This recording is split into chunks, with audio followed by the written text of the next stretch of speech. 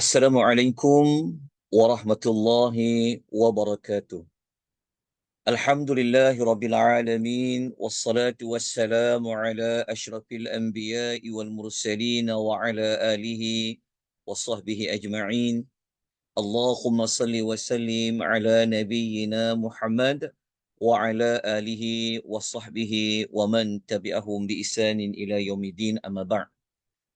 Uh, Tuan-tuan dan puan-puan rahimani wa rahimakumullah, kita mengucapkan syukur dengan memperbanyakkan ucapan alhamdulillah.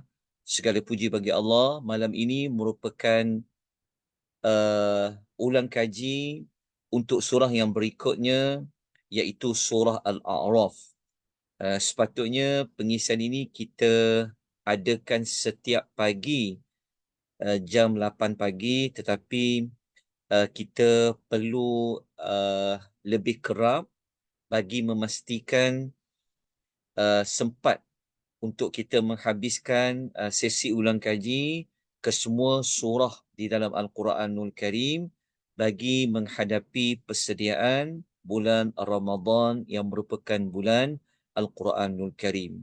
Makna kata kita kena buat gerak gempur untuk menghabiskan 114 surah. Kita baru sampai surah Al-An'am. Jadi malam ni kita akan belajar surah Al-A'raf. InsyaAllah kita akan ambil kurang daripada 1 jam. Jadi jangan bimbang untuk mengikuti sesi ulang kaji pada malam ini. Baik, surah Al-A'raf, Al-A'raf bermaksud adalah satu tempat yang tinggi. Al-A'raf adalah satu tempat yang tinggi. Tempat yang tinggi itu di mana? Tempat yang tinggi itu adalah satu tempat yang Allah akan adakan semasa ahli syurga sudah memasuki syurga, ahli neraka sudah pun memasuki neraka. Itulah tempat tertinggi. Maknanya tinggi boleh melihat syurga, tinggi boleh melihat neraka. Persoalannya adalah Al-A'raf ini, tempat tertinggi itu, siapakah yang akan berada di atasnya? Jadi untuk dapatkan jawapan, kita akan melihat ayat dalam surah Al-A'raf yang ada membahaskan tentang kalimah Al-A'raf. Dalam surah Al-A'raf, hanya 2 kali sahaja kita menemukan perkataan Al-A'raf. Tidak ada mana-mana surah yang ada menyebut perkataan Al-A'raf, melainkan ia berada di dalam surah Al-A'raf. Okey. Sebelum kita lanjutkan perbincangan tentang justifikasi surah itu nama Al-A'raf kenapa, maka kita kena dapatkan dulu sekejap maklumat ringkas. Surah Al-A'raf ini dia berada pada juzuk yang ke-8. Ya, berada pada juzuk yang ke-8 dan juga ia berada pada juzuk yang ke-9. Okey, ini bermakna malam ini kita sudah pun memasuki juzuk yang ke-8 dan ke-9. Okay, surah Al-A'raf ni dia cover dua juzuk. Okay, kesemua ayat dalam surah Al-A'raf adalah berjumlah 176 ayat.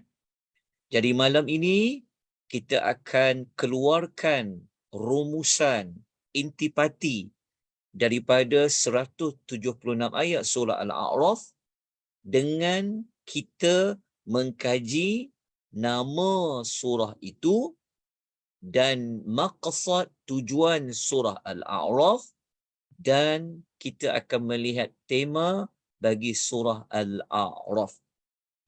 Di penghujungnya kita akan melihat kesesuaian di antara nama surah dengan tujuan surah Al-A'raf. Dan di akhir nanti insya-Allah kita akan membuat gabungan di antara tema surah Al-A'raf dengan tema surah Al-An'am. Maknanya kita akan membuat perkaitan di antara surah sebelum, iaitu surah Al-An'am yang telah kita pelajari pada pagi tadi. Okey, persamaan dia surah Al-A'raf dengan Al-An'am ini, persamaannya kedua-duanya adalah surah Makkiyah. Cuma bezanya dari sudut jumlah ayat lah.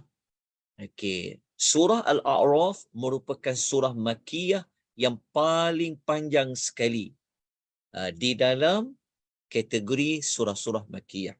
Baik, kita terus kepada perbincangan kita tentang mengkaji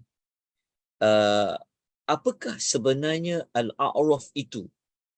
Okey, untuk dapatkan maklumat tentang surah Al-A'raf, nama Al-A'raf itu disebut 2 kali, maka kita kena bermula dengan melihat ayat yang ke-46. Maknanya ayat yang kita boleh kata ayat dia berada pada bukan pertengahan juga, sebab surah Al-A'raf ada 176 ayat. Maknanya dia berada pada suku lah surah nama Al-A'raf itu. Okey, kenapa surah ni dinamakan Al-A'raf? Seperti yang kita sebutkan tadi, ia merupakan satu-satunya surah yang menyebutkan tentang kalimah Al-A'raf 2 kali. Justru itu surah ini memberikan tumpuan kepada penyebutan Al-A'raf. Okey, kita terus kepada ayat di dalam surah Al-A'raf yang ada menyebutkan kalimah Al-A'raf, Al-A'raf. Okey, kenapa kita kena lihat ayat tersebut? Pertama, nak dapatkan jawapan lah. Bagaimana wujudnya nama surah itu. Yang kedua, sebenarnya pada ayat yang ada menyebut tentang nama surah itu, ia memberikan kita satu maklumat yang penting untuk kita mendapatkan jawapan perbincangan surah Al-A'raf ini berkenaan dengan apa. Sebab tu sangat baik kalau dapat mempelajari nama-nama surah. Bukan nama surah ni letak tanpa ada sebab. Macam kita kalau baca Quran, mungkin kita tak berapa kisah sangatlah kenapa surah tu nama sekian-sekian. Yang kita tahu, kita nak baca je lah. So selepas ini, apabila masuk bulan Ramadan, sebelum kita masuk kepada ayat pertama surah Al-A'raf, kita akan mengingat kembali tentang penamaan surah itu sebagai Al-A'raf. Okey, kita terus kepada ayat yang berkaitan dengan kalimah Al-A'raf yang ada pada ayat nombor 46. Bermula ayat nombor 46. Tapi kita akan rujuk juga ayat 46, 47 dan 48 termasuk ayat 49. Okey, dalam ayat ini kita akan dapat macam isyarat awal, gambaran awal perbahasan surah Al-A'raf. Okey, tuan-tuan ikuti dengan baik, nanti tuan-tuan akan bersetuju dengan saya pada nama surah itu dia ada gambaran awal tujuan bagi surah Al-A'raf. Okey, saya bacakan ayatnya secara ringkas. Ayat saya tak baca penuh lah, maksudnya kita tak tadabbur ayat ya, kita tak ulas ayat ni panjang, cuma kita ulas secara ringkas saja. Okey, ayat 46 ya, surah Al-A'raf. Okey, dalam ayat 46 ini Allah mengatakan a'udzubillahi minasyaitonir rajim wa bainahuma hijabun. Okey, Allah kata Di antara dua-dua tu apa? Antara syurga dengan neraka ni, dia ada satu hijab. Hijab tu apa? Hijab tu maksudnya ada satu dinding yang memisahkan di antara syurga dan neraka. Itu dipanggil hijabun. Dia ada satu tembok di antara syurga dan neraka. Okey. Di hijab itulah, di tembok itulah, di dinding itulah, wa 'alal a'rafi rijalun. Dan di atas tembok al-a'raf itu, al-a'raf tu maksudnya di antara hijab tu, di antara di antara syurga dan neraka tu ada satu tembok. Tembok itulah yang memisahkan syurga dan neraka tu. Di atas tembok itulah dinamakan al-a'raf. Tapi tembok tu tinggi, temboknya tinggi. Maknanya kalau orang berada di atas al-a'raf tu, dia boleh nampak di bawahnya syurga, dia boleh nampak di bawahnya itu neraka. Itulah al-a'raf. Jadi kita mesti akan bertanya-tanya, kenapa dengan tembok yang tinggi yang berada antara syurga dan neraka tu?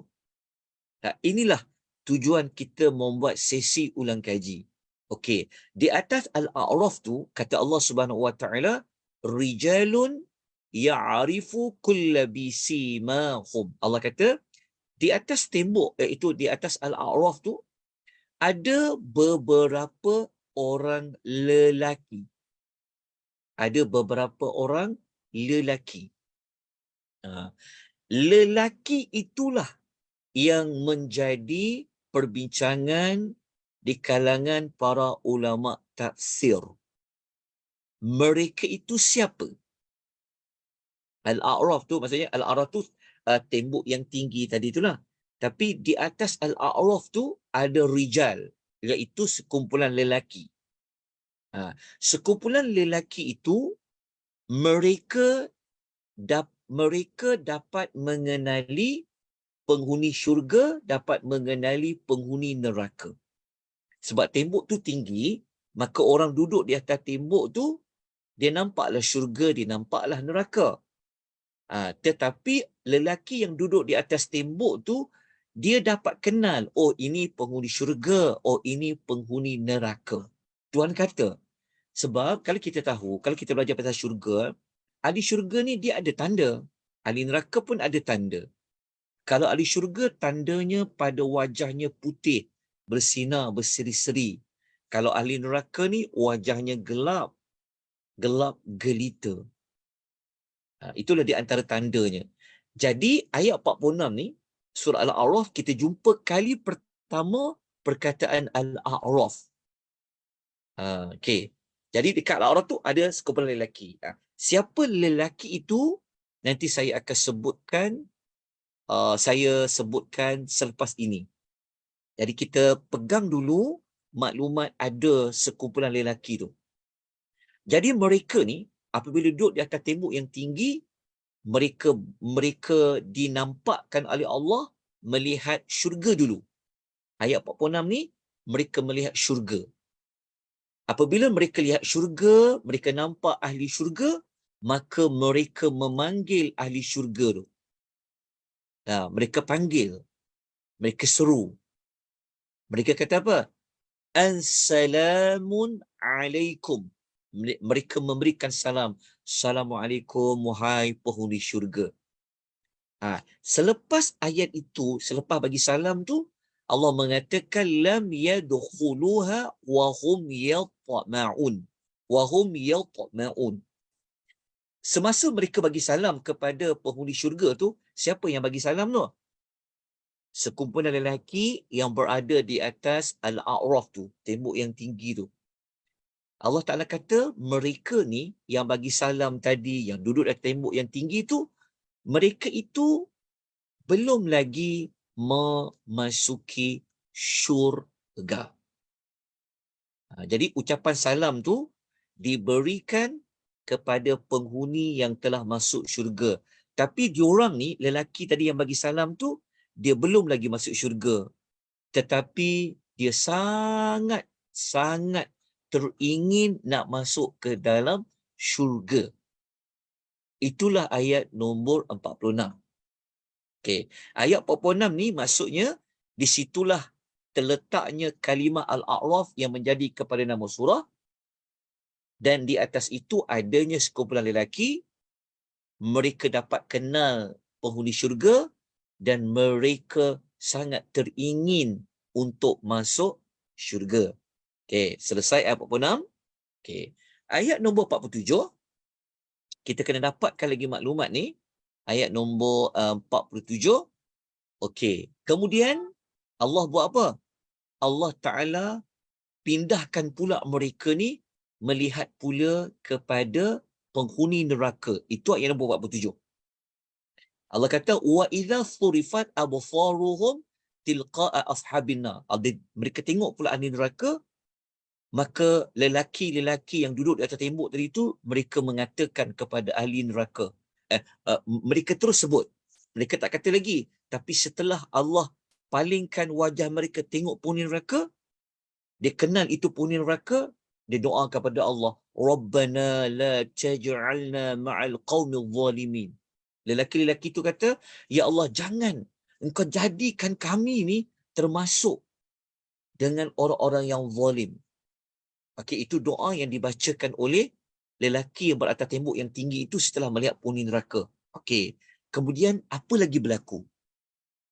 Kemudian lelaki-lelaki ini mereka panggil, maknanya mereka boleh menyeru penghuni di dalam neraka tu. Mereka kata apa? Ini kena tengok ayat nombor 48 surah Al-A'raf. Ayat 48 surah Al-A'raf ini kita menemukan buat kali kedua kalimah Al-A'raf. Wanada ashabul a'raf. Ashabul a'raf tu kita jumpa kali kedua penyebutannya. Okey. Lelaki yang jadi penghuni Al-A'raf, yang duduk di atas tembok yang tinggi tadi tu, Al-A'raf tu, apabila dia seru ahli neraka, dia kenal itu ahli neraka, dia cakap dekat ahli neraka. Maknanya ahli neraka ni boleh dengar lah. Apa yang dia cakap? Dia kata, ma aghna ankum jam'ukum wa ma kuntum tastakbirun. Lelaki-lelaki yang duduk atas tembok yang tinggi tu dia kata apa? Dia kata, nampaknya kumpulan kamu yang ramai dan apa-apa yang kau banggakan dekat engkau dulu tak bawa manfaat apa-apa pun. Maksudnya, lelaki-lelaki yang duduk atas tembok yang tinggi tu, dia nak cakap dekat penghuni neraka tu, dia macam dia kecam lah. Kan? Lelaki tu cerca penghuni neraka dia kata. Baru korang tahu, dia kata. Dulu yang kau bangga-bangga sangat, kumpulan kau yang ramai tu, follower kau yang ramai, harta kau yang banyak tu, tengok tak boleh tolong apa-apa dekat korang, dia kata. Siapa yang cakap tu? Lelaki yang pada atas tembok yang tinggi tadi tu. Okey. Ini menunjukkan bahawasanya Allah telah menunjukkan kepada kita tentang apa? Penghuni syurga dan juga penghuni neraka. Kita tahu balasan di hari akhirat sama ada masuk syurga ataupun dia masuk neraka, dan terbukti pun. Okey. Kemudian ada satu lagi ayat yang kita nak dapatkan lagi, ayat nombor 49.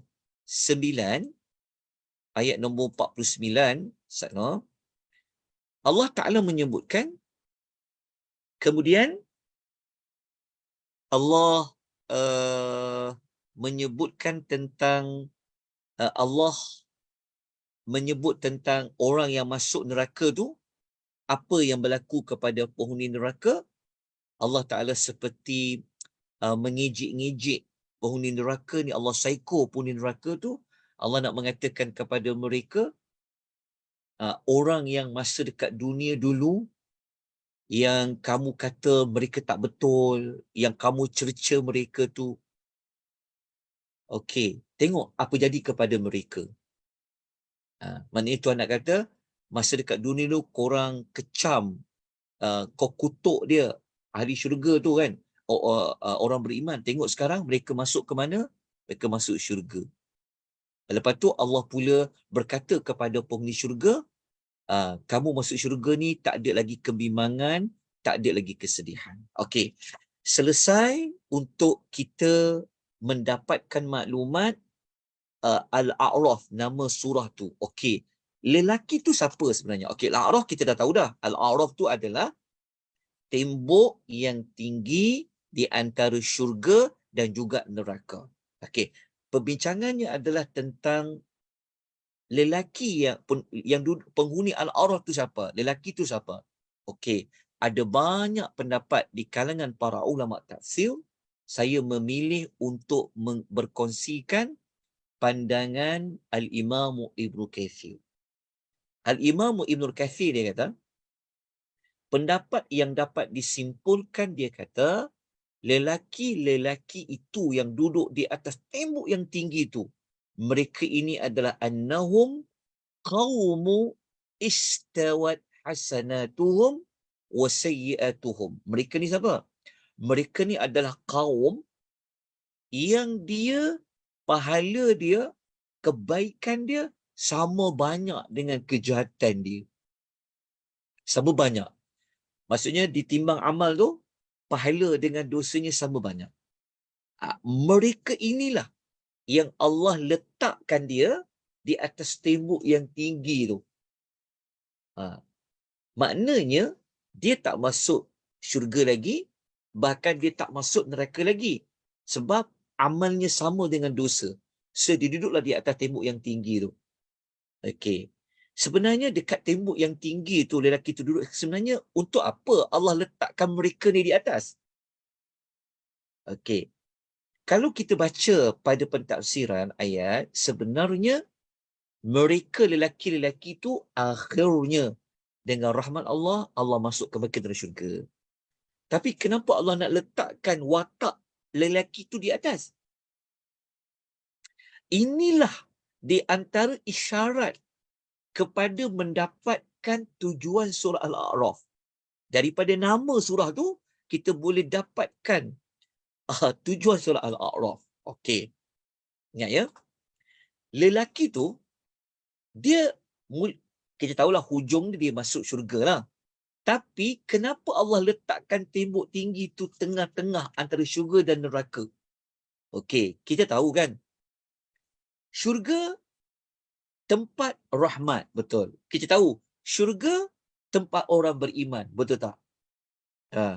Neraka tempat Allah azab. Neraka tempat orang yang tak beriman. Okey ya?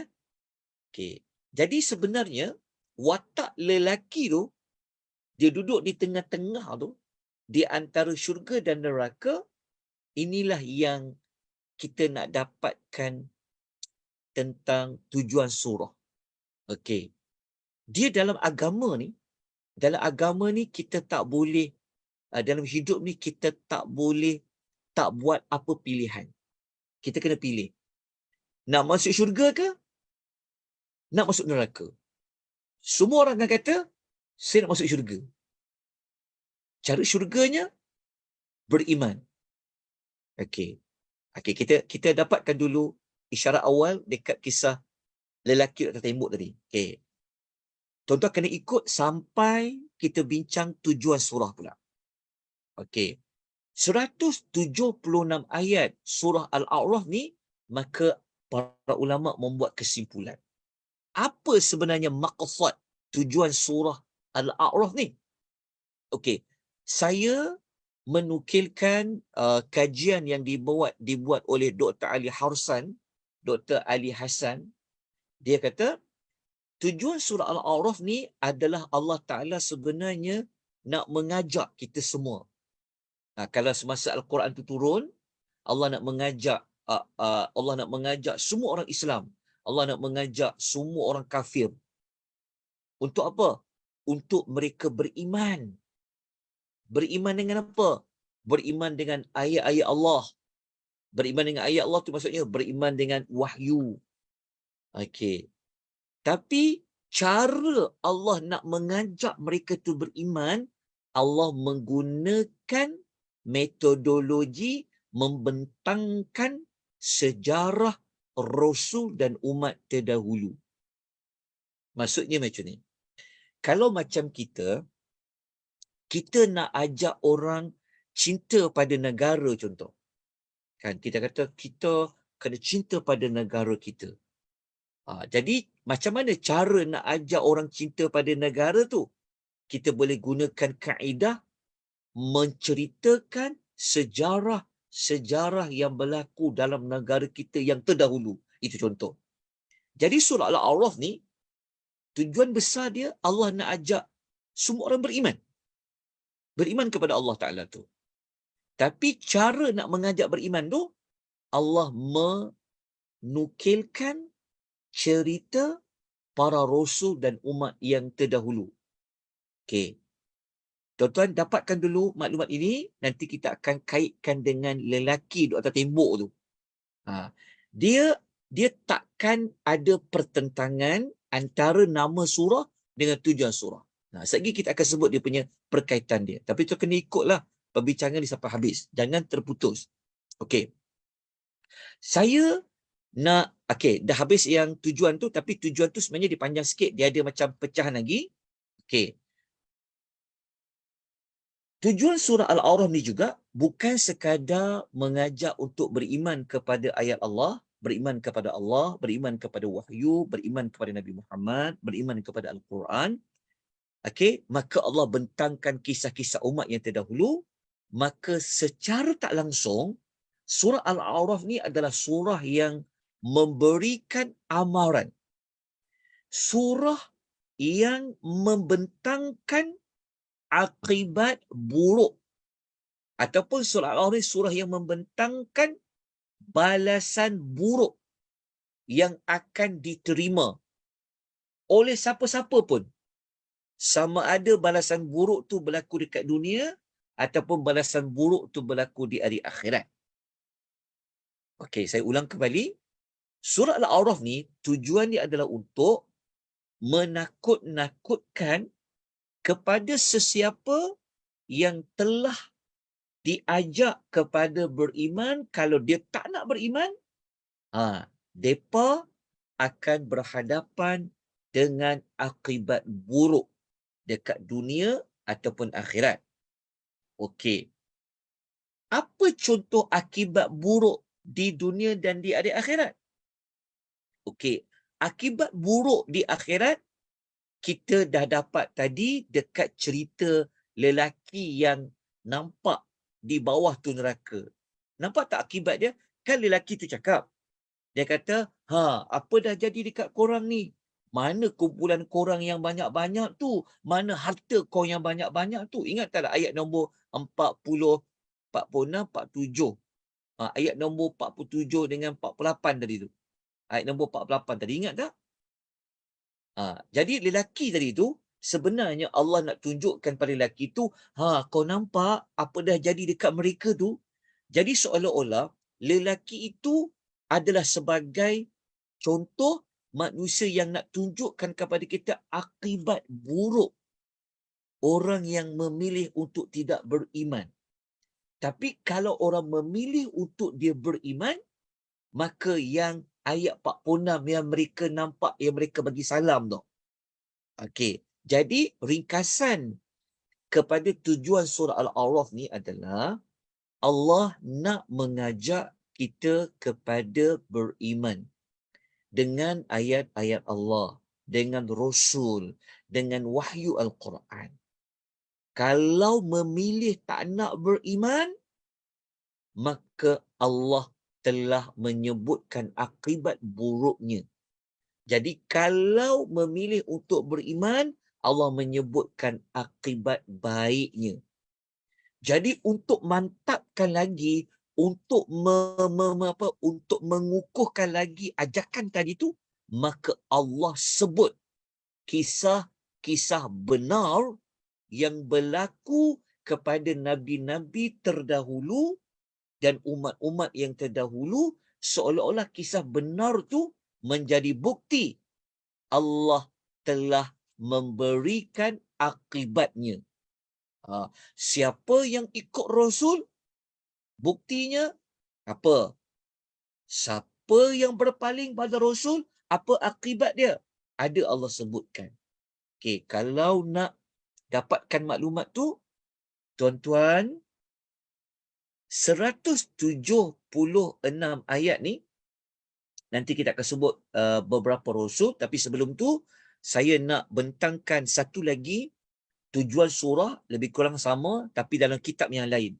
Okey, dalam kitab Ma'alimus Suwar, okay, ini tadi saya sebut dalam kitab yang lain, tapi saya harap boleh faham tujuan surah Al-A'raf ni. Okey. Satu lagi, ada para ulama kata surah Al-A'raf ni tujuannya adalah untuk menjelaskan kepada kita pertembungan as-sira', pertentangan di antara kumpulan yang benar dengan kumpulan yang batil. Okey. Mudah je ingat, mudah je. Kita tak nak payah-payahkan. Surah Al-A'raf, surah yang membentangkan bagaimana pertembungan yang berlaku antara yang hak dengan yang batil. Satu. Kemudian surah Al-A'raf membentangkan akibat baik dan akibat buruk siapa yang pilih kebenaran, siapa yang pilih kebatilan. Itulah ringkasan tujuan surah Al-A'raf. Lepas ni kalau baca surah Al-A'raf, ingat. Surah Al-A'raf, dia akan tunjukkan kepada kita pertembungan antara benar dan batil dan juga akibat dia. Akibatnya. Jadi siapa yang benar? Siapa yang batil tu? Kenapa bertembung? Dan apa akibat dia? Kalau buka surah Al-A'raf, tuan-tuan akan jumpa 119 ayat. 119 ayat daripada 176 ayat. Okey, surah Al-A'raf ni 176 ayat. Betul tak? 176 ayat. Kesemua sekali 119 ayat, lebih daripada separuh surah Al-A'raf Allah menyebutkan tentang kisah para nabi. Tahu tak maksudnya? Maknanya surah Al-A'raf ni surah yang ayatnya panjang, menyebut tentang kisah para nabi dengan umatnya. Ada berapa ayat? 119 ayat. Nak tahu kisah para nabi itu apa? Sekejap lagi saya akan sebut. Tetapi persoalannya adalah, kenapa Allah Ta'ala nak cerita panjang sampai 119 ayat kisah para nabi dan umatnya? Okey, kisah itulah sebenarnya yang menjadi contoh kepada pertembungan antara yang benar dengan yang batil. Itulah dia punya contohnya. Sebab kita sebut tadi tujuan surah Al-A'raf adalah untuk menunjukkan pertembungan antara yang benar dengan yang batil. Jadi siapa yang benar tu? Nabi-nabi yang Allah utuskan. Siapa yang tak benar tu? Yang tak nak ikut Nabi itulah. Okey, kalau ikut Nabi tu dapat apa? Apa akibat dia? Sekejap lagi kita akan tunjukkan contoh. Kalau yang ikut Nabi tu apa akibat dia? Kita akan juga sebutkan contoh. Jadi kalau tuan-tuan nak tahu siapa Nabi-Nabi dan Rasul yang berada pada 119 ayat tu. Okey. Tuan-tuan, Nabi-Nabi itu antaranya adalah siapa? Kalau kita baca, ikut susunan ayat dia, kita akan jumpa Allah sebut kisah Nabi Adam. Ada 15 ayat. Ayat 11 pada 25. Kisah Nabi Nuh. 6 ayat. Ayat 59 sampai 64. Kisah Nabi Hud alaihi salatu wassalam. Ada 8 ayat. Ayat 65 sampai 72. Lepas tu kita akan jumpa kisah Nabi Saleh alaihi salatu wassalam. Ada 7 ayat. Tu ayat 73 sampai 79. Tapi tak habis lagi. Ada lagi para rasul tu. Siapa lagi kita akan tengok? Kisah Nabi Allah Lut alaihi salatu wassalam. Ada 5 ayat. Ayat 80 sampai 84. Ada kisah Nabi Syuaib alaihi salam. 9 ayat. Ayat 85 sampai 93. Dan ayat yang paling banyak menyebut di antara rasul-rasul tadi tu, siapa dia? Kisah Nabi Allah Musa, ada 69 ayat. 69 ayat dalam surah Al-A'raf tu hanya untuk kisah Nabi Musa. Bermula ayat 103 sampai 171. Tuan-tuan kena buka ayat-ayat yang telah pun saya sebutkan. Nak dapatkan maklumatnya dengan lebih jelas. So ada berapa rasul yang disebutkan dalam surah Al-A'raf ni? Kita jumpa ada 7 rasul. 7 rasul. Daripada 7 rasul tu yang cover 116 ayat tadi tu, rasul yang paling banyak ayat yang cerita tentangnya adalah Nabi Musa. 69 ayat. Kalau sebut Nabi Musa ni, kenapa ayat dia panjang ya? Kita pun tahu tuan-tuan, Nabi Musa ni dia bertembung dengan apa? Dia berlawan dengan apa? Nabi Musa ni dia bertembung dengan apa? Dia bertembung dengan Firaun. Dia bertembung dengan kaum Qibti, kaum Firaun. Dia bertembung dengan Bani Israel. Berat tau. Apa pertembungan yang Nabi Musa dapat ni? Okey, itulah tujuan surah Al-A'raf tu, tapi tak habis lagi. Okey. Jadi siapa yang memilih untuk ikut 7 rasul tu, apa akibatnya? Siapa yang memilih untuk ikut yang lawan pada 7 rasul tu, apa akibatnya? Maka dalam surah Al-A'raf Allah ada sebut akibat ikut rasul, akibat tak ikut rasul. Macam mana Tuhan terangkan tu? Okay, saya tunjukkan contoh. Dia sebenarnya ayat tu, cara Allah mengungkapkan ayat tu, sebenarnya itu adalah isyarat kepada apa surah Al-A'raf ni nak bincang. Okey, kita tengok ya. Saya bawakan beberapa contoh ayat. Okey, kalau kita tengok dalam ayat yang ke-64, okey, kisah Nabi Nuh. Kisah Nabi Nuh, saya ambil satu contoh ayat yang Allah Ta'ala kata, Allah bawa dalam satu ayat tu Allah sebut yang selamat, yang tak selamat. Kenapa Tuhan nak menyebut cara menyebut kisah tu yang selamat tak selamat? Itulah tujuan surah Al-A'raf tadi tu. Surah Al-A'raf tadi apa dia? Nak membentangkan pertembungan antara yang benar dengan batil. Bukan sekadar nak membentangkan pertembungan, tapi Allah nak menyebut tentang akibatnya. Okey, dalam ayat 64, satu contoh kisah Nabi Nuh, Allah kata apa? Fakazzabuhu fa'anjaynahu walladzina ma'ahu fil fulki wa aghraqna alladzina kazzabu biayatina. Tengok Allah Taala kata apa? Allah Taala gunakan perkataan maka mereka terus menolak Nabi Musa. Nabi Nuh. Lalu kami selamatkan. Nampak tak perkataan? Fa'anjainahu. Maksudnya, Allah kata apa? Kami selamatkan Nuh dan orang yang ikut dia. Dan kami tenggelamkan orang yang dustakan dia. Nampak tak akibat dia? Pertembungan siapa? Pertembungan Nuh dengan kaum dia. Lepas tu Allah sebut, apa akibat ikut Nuh? Apa akibat lawan Nuh? Okey. Akibat. Okey, kita tengok contoh lain. Sana. Okey. Kejap ya. Okey. Setakat ni tuan-tuan boleh ikut tak? Boleh jelas tak? Jelas, Ustaz. Okey ya. Kejap ya. Okey. Saya bagi contoh yang kedua Okey, kita tengok pertembungan dan akibat. Ingat tuan-puan, kata kunci surah Al-A'raf ni apa? Pertembungan, akibat. Yang hak dengan yang batil. Mudah je. Cepat untuk faham 170 ayat dalam surah Al-A'raf. Okey. Tengok ya. Okey, kita ambil contoh kedua, kisah Nabi Hud dengan kaum Ad. Tengok Allah mengungkapkan ayat dia. Allah kata fa'anjaynahu walladzina ma'ahu birahmatin minna. Tengok Tuhan kata apa? Ayat 72 surah Al-A'raf. Allah kata apa? Kami selamatkannya, iaitu Hud dan orang yang bersama dengannya. Ini menunjukkan apa? Akibat memilih ikut Hud.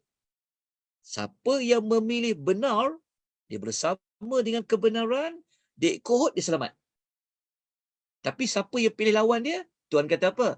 Wa qata'na dabiral ladzina kadzabu biayatina.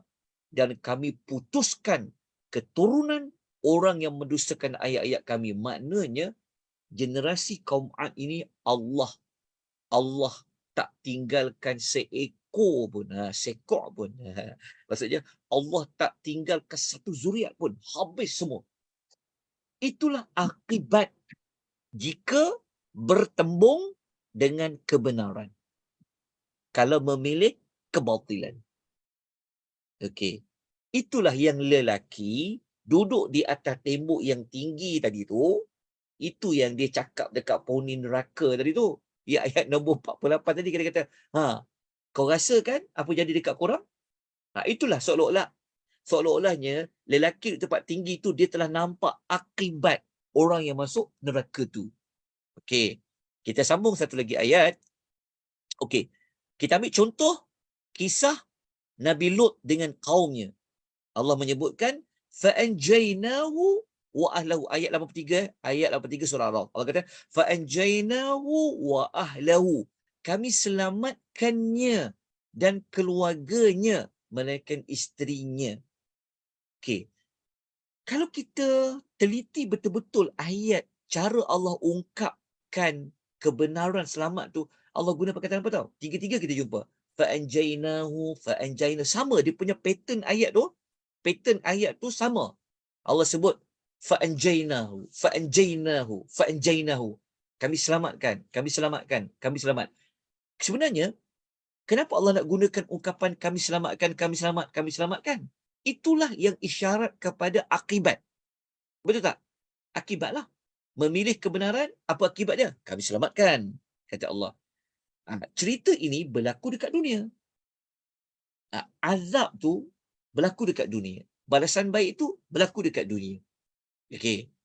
Apa jadi dekat isteri dia? Kanat minal ghabirin. Dia tergolong di kalangan orang yang Allah binasakan.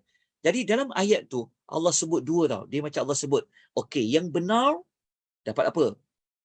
Yang tak benar, batil dapat apa? Yang benar, Nabi Allah Lut dengan pengikut dia. Yang batil, isteri dia. So apa akibatnya kalau ikut Lut? Allah selamatkan dia dan pengikut dia. Tapi apa akibat kalau memilih kebatilan?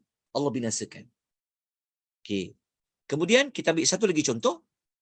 Dah habis dah contoh kisah Nabi dan Rasul tadi. Kalau tuan-tuan nak tahu, tuan-tuan kena bukalah ayat-ayat telah pun kita sebutkan tadi itu. Itu saya sebutkan ayat tadi itu, saya nak tunjukkan kepada tuan-puan betapa halusnya Allah Ta'ala ni di dalam memilih ungkapan. Kita yang baca, mungkin kita tak perasan. Oh, ayat dia rupanya macam sama dia punya style dia, pattern ayat tu. Jadi sebenarnya itulah kesesuaian ayat dengan tujuan bagi surah Al-A'raf. Okey. Jadi apa kesesuaian antara nama surah dengan tujuan surah? Okey, saya ulang ya. Okey. Kita dah belajar tadi. Tujuan surah adalah untuk menunjukkan pertembungan antara yang benar dengan yang batil dan balasan antara kedua-duanya. Okey. Pertembungan itu telah dibuktikan dengan kisah 7 Rasul yang merangkumi 116 ayat. Macam tu. Okey. Tujuan dia adalah, dia punya kesesuaian kat mana tau? Okey. Orang duduk kat tembok tadi tu siapa? orang yang pahalanya sama dengan dosanya. Kebaikan dia sama banyak dengan keburukannya. Maknanya orang yang duduk atas pagar, DAP lah. Duduk atas pagar. Seolah-olah kan duduk atas tembok kan. Ha. Ia kaitan dengan pertembungan benar dengan batil. Maknanya kita dalam hidup ni, kita tak boleh pergi kepada kedua-dua pihak. Tak boleh. Kita tak masuk dua kaki. Tak boleh. Ataupun kita duduk atas pagar macam orang atas tembok tadi tu.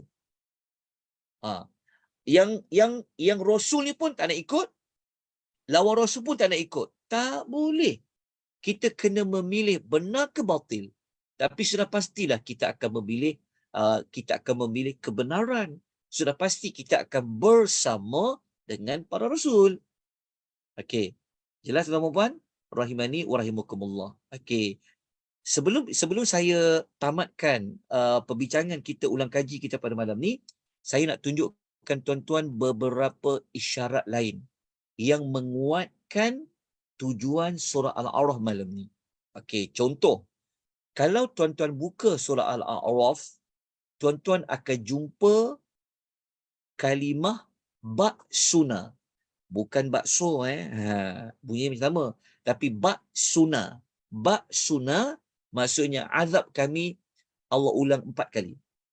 4 kali Allah ulang perkataan baksuna, baksuna, baksuna, baksuna. Baksuna ni apa? Azab kami. Azab tu apa? Akibat kan? Balasan kan? Yalah. Balasan pilih kepada kebenaran. Azab lah. Surah yang paling banyak, surah yang paling banyak menyebut baksuna, baksuna, baksuna, baksuna, surah Al-A'raf. Persoalannya, kenapa Allah memilih surah Al-A'raf untuk diulang paling banyak baksuna? Mesti ada sebab. Kita dah sebut tadi tujuan surah tu. Sebabnya, kalau sebut azab, semua orang faham. Azab ni takkan dapat melainkan telah buat sesuatu. Telah buat sesuatu tu apa? Memilih kepada yang batil. Itulah balasan dia. Okey. Kemudian kalau tuan nak tahu 4 kali tu dekat ayat nombor berapa? Ayat nombor 4, ayat nombor 5, ayat nombor 97, ayat nombor 98. Saya ulang lagi ya, ayat nombor 4, nombor 5, nombor 97, 98. Saya akan jumpa kata baksuna, baksuna, baksuna, baksuna. Azab kami, azab kami, azab kami, azab kami. Okey.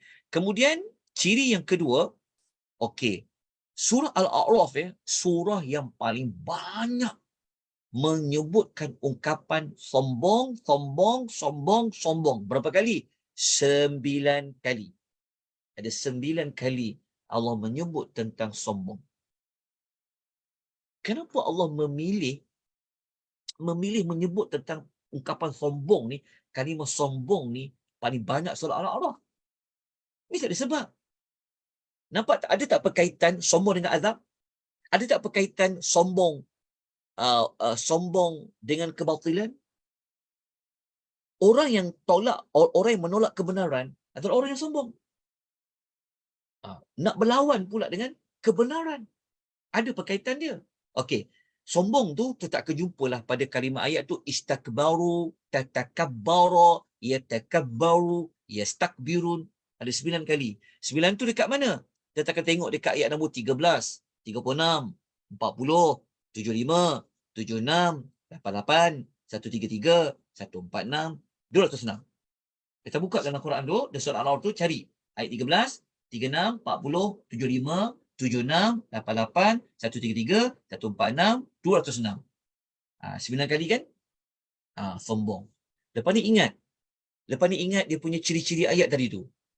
Ciri-ciri ayat tu, itulah isyarat awal kepada surah ni bincang tentang apa? Dia bincang tentang azab, dia bincang tentang sombong.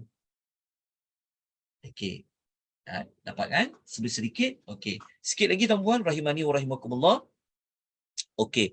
Surah Al-A'raf ni pula, surah yang paling banyak menyebut tentang apa? Ayat-ayat kami biayatina. Ayat-ayat kami. Ayat-ayat kami tu contohnya macam wahyu, dia panggil ayat kami. Mukjizat Rasul, ayat kami. kejadian alam menunjukkan Allah tu Esa, itu ayat kami. Surah paling banyak menyebut ayat-ayat kami, tanda-tanda membuktikan kami berkuasa dan sebagainya, Allah memilih untuk menyebut dalam surah Al-A'raf. Kenapa? Kenapa Allah memilih ungkapan biayatina ataupun min ayatihi? Sebanyak 14 kali Allah memilih surah Al-A'raf. Itulah kita sebut tadi tu. Ayat-ayat kami ni maksudnya kalau orang tu dia tak sombong lah, kan, dia fikir, dia sepatutnya akan pilih untuk memilih yang hak. Dia akan pilih yang benar tu. Maksudnya tak ada ruang untuk ditolak sebab Allah bentangkanlah tanda-tanda menunjukkan Allah tu Esa, Allah tu bawa kepada kebenaran 14 kali. Nak tahu ayat di mana ayat yang 14 kali kata bi ayatina tu, tanda-tanda ayat-ayat kami tu, saya sebut kepada tuan-tuan dan puan. Tapi kena salin lah. Sahabat, siapa yang ikut di aplikasi Zoom, dia boleh nampak ayat yang kita paparkan. Siapa yang ikut di FB page Malaysian Tadabbur Academy, dia akan nampak ayat dia. Okay, tapi saya sebutkan, sahabat-sahabat dekat TikTok ni, tuan-tuan kena salin lah. Okay, ayat 9, 36, 37, 40, 51, ayat 64, ayat 72, ayat 103, ayat 136, ayat nombor 146, ayat 147, ayat 176, ayat 177, ayat 182. Cukup tak berapa kali tu? 14 kali. Saya ulang sekali lagi ya. Ayat yang paling banyak Allah mengungkapkan tentang ayat-ayat kami, 14 kali Allah memilih surah Al-A'raf. Kenapa Allah memilih surah Al-A'raf? Kerana topik utama surah Al-A'raf membincangkan pertembungan antara yang hak dengan yang batil. Lepas tu Allah menyebut tentang, okey, saya sebut dulu ayat dia apa? 9, 36, 37, 40, 51, 64, 72, 103, 136, 147, 146, 147, 176, 177, 182. Okey. Jelas tuan-tuan puan? Rahimani wa rahimakumullah. Kita sepatutnya yang nak fahamkan Quran, kita kena kajilah. Kenapa Tuhan memilih menyebut ayat-ayat kami paling banyak letak dalam surah Al-A'raf? Kenapa Allah sebut tentang sombong tu paling banyak dalam surah Al-A'raf? Kenapa Allah ulang tentang perkataan baksuna azab itu paling banyak surah Al-A'raf? Apa kaitan dengan tembok yang tinggi yang laki duduk di atas tu? Tapi Alhamdulillah dengan rahmat Allah kita dapatlah perkaitannya. Sebab tu kita belajar nama, tujuan dan juga tema surah. Jadi tema surah Al-A'raf ni mudah je. Surah Al-A'raf ni temanya dalam kitab Awalu Marrah At-Tadabbur Quran, Syekh Adil mengatakan tema surah Al-A'raf ni adalah tema yang Allah menyebut tentang pemilihan antara hak dengan yang batil. So kita sebagai seorang hamba kepada Allah, kita kena pilihlah nak ikut yang benar ke nak ikut yang batil. Tapi kalau kita pilih yang benar, kita tahu akibatnya dekat dunia macam mana, akhirat macam mana. Kalau kita memilih yang batil, kita tahu dah akibat dia apa dekat dunia dan di hari akhirat. So, manusia yang telah nampak akibat di hari akhirat, itulah lelaki yang duduk di atas tembok yang tinggi. Jadi dekat dunia macam mana nak tahu? Sebab tu Allah bawakan kisah 7 Rasul di dalam surah Al-A'raf. Jadi itulah seberingkas ulang kaji surah Al-A'raf. Tapi sebelum tu juga saya nak, maknanya kalau setakat ni tuan-tuan dapat macam surah Al-A'raf ni banyak fokus tentang apa? Dia juga sebenarnya ada memberikan tumpuan perbincangan tentang Rasul. Tentang tema kerasulan. Saya dah sebutkan bahawasanya surah Al-A'raf ni dia adalah surah Makkiyah. Surah Makkiyah, surah yang Allah turun sebelum hijrah yang paling panjang. Okey. Jelas tuan-tuan, rahimani wa rahimakumullah. Okey. Itu saja yang dapat saya kongsikan. Ada apa-apa persoalan, pertanyaan? Okey. Jadi last kali, apa tema bagi surah apa berkaitan surah Al-A'raf dengan Al-An'am? Berkaitan dia adalah surah Al-An'am kita belajar pagi tadi, orang musyrikin pandai-pandai buat hukum halal dan haram sebagainya. Tapi surah Al-A'raf surah yang menyebut apa akibat korang kalau korang memandai-mandai buat hukum halal dan haram. Di surah Al-A'raf ni membentangkan tentang apa? Membentangkan tentang akibat jika membuat perbuatan seperti mana surah Al-An'am dan juga dalam surah Al-A'raf lah. Wallahu ta'ala alam. Baik, tuan-tuan dan puan, saya tidak dapat panjangkan untuk TikTok, saya tak dapat panjangkan sebab saya perlu dapatkan video tak lebih pada 1 jam. Kalau lebih sejam ni, tak boleh nak upload semula. Okey, insyaAllah. Esok pagi jumpa ya. Sahabat-sahabat, kita akan belajar pula surah Al-Anfal. Kita akan belajar surah, ulang kaji surah Al-Anfal jam 8 pagi. Surah Al-Anfal. Okey, saya tutup dulu untuk TikTok. Kita jumpa insyaAllah esok pagi. Subhanakallahumma bihamdika asyhadu an la ilaha illa anta astaghfiruka wa atubu ilaik. Ustaz, dekat ruangan chat ada soalan. Okey. Apa syurga dan neraka tu maksudnya bersebelahan lah ya? Bukankah syurga di atas neraka? Okey. Walaupun dia kata, maksudnya walaupun dia ada perbezaan, ada dinding tu, bukanlah membawa maksud macam bukanlah maksudnya dia sama tinggi. Pada faham tak? Syurga ni dia ada yang bawah, naik ke atas paling tinggi. Tingginya syurga Firdaus dekat dengan arasy Allah Subhanahu wa taala. Neraka ni pula ada yang paling atas, lepas tu dia paling ke bawah. Boleh faham tak? Soalannya macam kita pun tak tahu sebenarnya gambaran sebenarnya bagaimana. Tapi bukan bermaksud dia bentuk bersebelahan tu sebelah seperti kita faham kiri kanan. Dia sebenarnya ayat tu dia ada kaitan macam cerita kita belajar pada hari Selasa tempoh hari yang Allah letakkan pagar yang memisahkan antara orang munafik dengan orang yang beriman tu. Adanya pagar. Dekat dalam pagar tu ada rahmat, luar pagar tu ada azab. Bukan bermaksud dia berdepan. Wallahu ta'ala alam. Hakikatnya bagaimana? Wallahu ta'ala alam. Okey. Itu dia dengan kadar mampu saya jawab. Okey, ada apa-apa soalan? Setakat ni boleh faham ke? Ada lagi tak persoalan? Di FB tak ada. Ustaz boleh tanya? Boleh. Jadi kita kata orang lelaki yang di atas tembok tu, mereka tu sebenarnya dari golongan orang yang beriman lah kan? Betul. Tapi kita kata dosa dia orang tu kita kata sama banyak dengan pahala. Ya. Jadi Ustaz sebut tadi yang akhirnya dia orang akan masuk syurga. Adakah Betul. dia orang tu akan diazab dulu sebelum masuk syurga? Diazab dulu sebelum masuk syurga. Okey. Sebab dia punya dosa sama banyak dengan Wallahu pahala. ta'ala alam, yang tu kita tidak tahu sebab Allah Ta'ala ni dia berkehendak untuk mengazab sesiapa yang Allah nak azab. Allah juga berkehendak untuk memilih siapa yang Allah nak masukkan dia ke dalam syurga. Masuk syurga kerana rahmat Allah. Boleh jadi juga Allah mengampunkan dosa mereka masuk syurga terus tanpa diazab. Itu pun wallahu ta'ala tak dapat nak dipastikan. Okey. Pendapat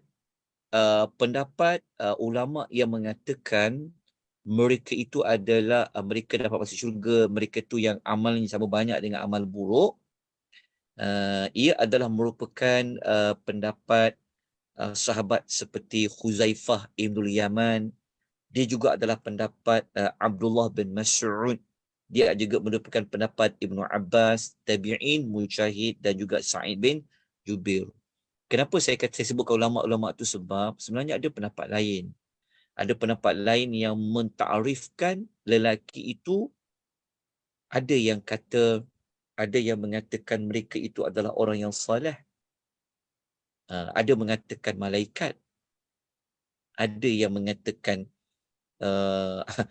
macam-macam pendapat lah. Tapi saya lebih memilih seperti mana pendapat yang dipilih oleh Al-Imam Tabari, oleh Imam Ibnu Katsir. Jadi itulah sekadar yang saya tahu. Jadi saya tidak ada maklumat tentang adakah mereka diazab. Wallahu ta'ala a'lam. Tapi para ulama mengatakan mereka itulah di antara orang yang terakhir yang Allah masukkan ia ke dalam syurga. Maknanya semua dah masuk syurga di awal-awal, mereka adalah orang yang akhir, kumpulan yang akhir akan masuk syurga. Allahu ta'ala alam, puan. Saya tak ada jawapan yang itu. Okey, Ustaz, wanita tak ada atas tembok tu ya. Kalau ikutkan lelaki je lah, rijalun. Okey, tak apa. Rijalun. Terima kasih. Allahu ta'ala alam. Okey. Ada apa-apa persoalan jelas ke? Boleh faham ke? Nampak tak perkaitannya? Sebenarnya panjang lagi perbahasan surah Al-A'raf tu. Saya tak nak panjangkan sebab kita tak dapat nak bentangkan sinopsis. Sebenarnya kalau tuan-tuan ikut modul sinopsis, kita pernah buat sebelum ni, dia dapat membantu lagi faham lah. Lagi dikaji dalam lebih faham. Sebab dalam surah Al-A'raf tu, sebenarnya mula-mula ayat surah Al-A'raf tu sebenarnya pasal pertembungan Adam dengan Iblis. Sebenarnya awal-awal pembukaan surah Al-A'raf tu pertembungan antara Adam dan Iblis. Cuba kita baca dekat Al-A'raf tu. Cerita Adam dengan Iblis kan. Kat situ menunjukkan pertembungan antara benar dengan batil ni sudah bermula daripada ayah kita Adam dan Iblis.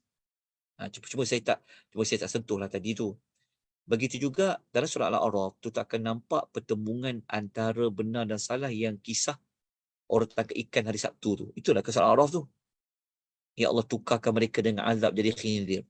Cuma waktu sangat terbatas, saya tak dapat nak terangkan dengan berlanjut. Sebab tu modul yang kita buat ya, nama surah, pembuka penutup surah, sinopsis 30 juzuk surah kita dah buat. Lepas tu kita buat tahun lepas Ramadan, susunan hubungan surah dengan surah. Semua itu merupakan perkaitan untuk faham satu surah dalam Al-Quranul Karim. Cuma kadang-kadang kita temis yang inilah, tak dapat ikut yang inilah kan. Itulah. Sebab tu saya kena buat juga sesi ulang kaji. Supaya yang pernah ikut nama surah, mungkin dia tak ikut sinopsis. Mungkin dia tak ikut perbincangan tujuan surah. Jadi kita ulang tu supaya boleh ingat kembali lah. Wallahu ta'ala alam. Sebab tu kita tengok nota tu macam pernah jumpa. Sebenarnya dia adalah gabungan ya. Dia adalah gabungan di antara 3 modul. Iaitu modul nama surah, modul sinopsis surah, dan modul pembuka dan juga penutup surah pun ada juga. Wallahu ta'ala a'lam. Okey, kita jumpa esok pagi insyaAllah surah Al-Anfal ya.